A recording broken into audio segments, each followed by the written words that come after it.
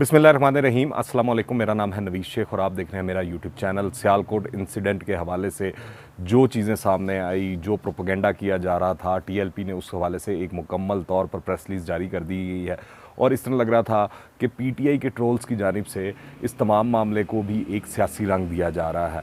अब जो महकमे हैं सरकारी, उन्होंने इन्वेस्टिगेशन करनी है और उन्होंने देखना है कि क्या सूरत हाल है, कौन कसूरवार है और कौन कसूरवार नहीं। अनकरीब वो जो इन्वेस्टिगेशन की फाइंडिंग्स होंगी हम तक आ जाएंगी। मुतवातर चीज़ें सामने आ रही हैं और जो मेन कल्प्रिट्स हैं उसके अंदर वो पकड़े जा रहे हैं। खुशैन चीज़ ये है कि तहरीक लब्बैक पाकिस्तान ने इस सिलसिले में जो भी मामला हुआ उसकी शदीद अल्फाज में मजम्मत भी की है और साथ ही जो लोग इसमें मुलविस हैं उनके करार वाकई सज़ा देने का मुतालबा भी किया है, जो कि बड़ी अच्छी चीज़ है। दूसरी जानिब अगर हुकूमत के हवाले से बात की जाए तो इस तरह लग रहा है कि हुकूमत के वुज़रा आहिस्ता आहिस्ता गायब होते जा रहे हैं। जो सूरत हाल बन रही है, आज NA 133 का इलेक्शन है और लग रहा है कि नून लीग अच्छे खासे वहाँ से वोट ले लेगी और पीटीआई तो पहले ही वहाँ से फारिग हो चुकी है। फिर मईशत की बात की जाए तो मईशत के हवाले से सऊदी अरेबिया से कर्ज़ा तो हमको मिल गया है, पर सोचने की बात यह है कि गुज़िश्ता 70 सालों में पहले भी हमको पैसे मिलते रहे हैं सऊदी अरेबिया से, मुख्तलिफ हुकूमतों के अंदर, नवाज शरीफ का दौर हो या जरदारी साहब का दौर हो, डेफर्ड पेमेंट पर हमें तेल भी मिलता रहा है।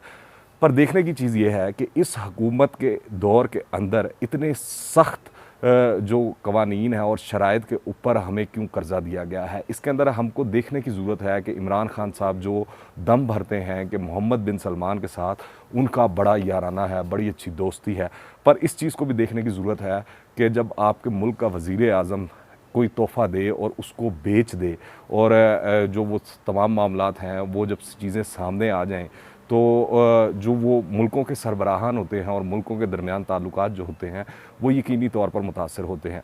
और इसी तरह दिखाई दे रहा है कि उन्होंने जो कर्ज़ा दिया है इसलिए सख्त शराइत पे दिया है कि शायद ये कर्ज़ा किसी और मद में किसी और जगह इस्तेमाल ना हो जाए। जिस तरह पहले घड़ी बेच दी गई थी तो क्या पता इस कर्ज़े को भी खा पी लिया ना जाए।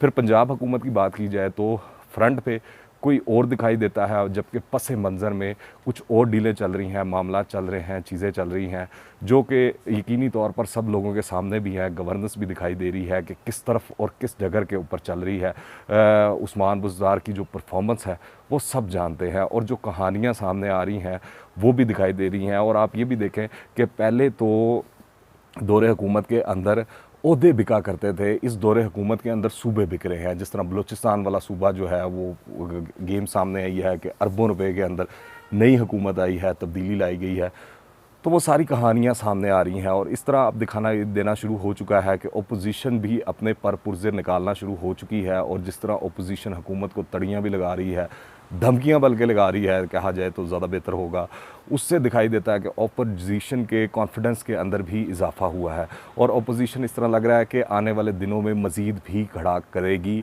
और जिस तरह नून लीग है, नून लीग के बारे में कहा जा रहा है कि इस्टेब्लिशमेंट के बहुत से हल्के जो हैं नवाज़ शरीफ साहब से रब्ता किया है उन्होंने और कोशिश की है कि नवाज़ शरीफ साहब को राज़ी किया जाए कि कोई नया मुतबादिल लाया जाए, कोई चीज़ें सामने लाई जाए।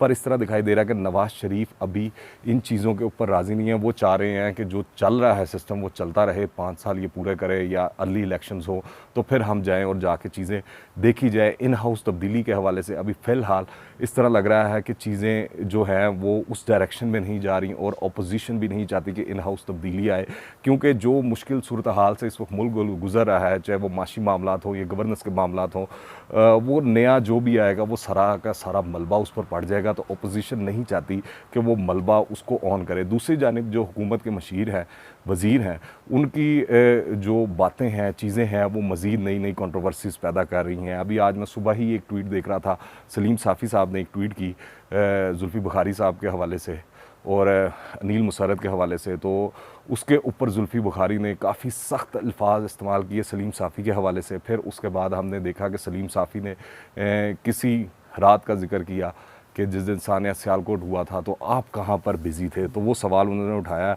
और इस तरह लग रहा है कि अब मज़ीद जो ये हुकूमत है वो एक्सपोज़ होती जाएगी। अवाम की नज़रों में तो एक्सपोज़ हो ही चुकी है, पर अब इस तरह दिखाई दे रहा है कि इदारों ने भी इनके ऊपर से हाथ उठा लिया है और वो न्यूट्रल हो गए हैं।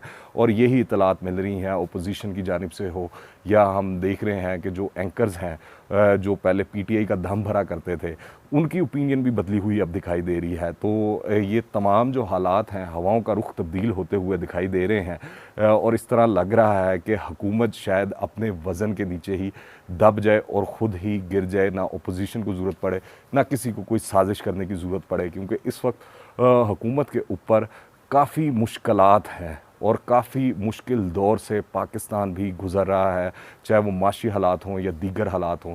आप इस हवाले से क्या राय रखते हैं, नीचे कमेंट्स में लाजमी बताइएगा। और अगर आपने अभी तक इस चैनल को सब्सक्राइब नहीं किया तो इस चैनल को सब्सक्राइब कर लें। दुआ में याद रखिएगा। अंटिल द नेक्स्ट टाइम, अल्लाह हाफ़िज़।